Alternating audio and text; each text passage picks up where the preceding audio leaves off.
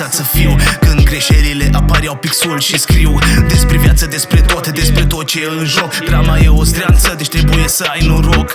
Am promis să nu mai cad în abis, dar din păcat sunt prins în acest vis. Și este trist când unii-și vând frații pentru bani, ca în a doua zi să-i dea la lăutari. Și ce contează că îngerii mor în spitale, atâta timp cât au ei chestiile lor materiale. Ei cred că sunt oameni, dar de fapt sunt fiare când fac aceste gesturi amenințătoare. Și să nu mai zic de respect, el a dispărut direct, fiindcă prin acest aspect doar banul are efect. O fiu e cum o fi, că am fost plecat o perioadă, dar măcar am caracter și ce 7 ani de stradă. Yeah! Băieții de pe stradă, băieții de pe stradă, băieții de pe stradă,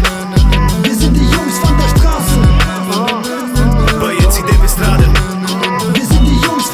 Ich mach mein Ding, scheiß drauf, was die Neider sagen, denn jeder von den Neider kann mir gerne eine blasen. Mein Weg war nicht immer leicht, es gab schon zu viele Krisen, doch mit den meisten Krisen wusste ich abzuschließen. Vor ein paar Jahren wollte Deutschland mich abschieben, ich sei zu gewaltbereit, könnte nur abziehen. Nein, ich bin nicht radikal, weil ich keine Deutschen hasse, doch ihr seid radikal, denn ich hab keinen deutschen Pass. Aber ist okay, wir wissen damit umzugehen, ich und meine Brüder scheißen auf die AfD. Besser geh, denn für dich Opfer hab ich keine Zeit, lieber date ich deine Freundin, sie macht heute die Beine breit. Ich geb ein Fick auf jeden, der was gegen mich sagt, labert weiter, weil keiner was in mein Gesicht sagt. Bitch, du sagst, dass du mit mir keine Zukunft hast, das denk ich auch, denn ich hab dich nur gut geknallt.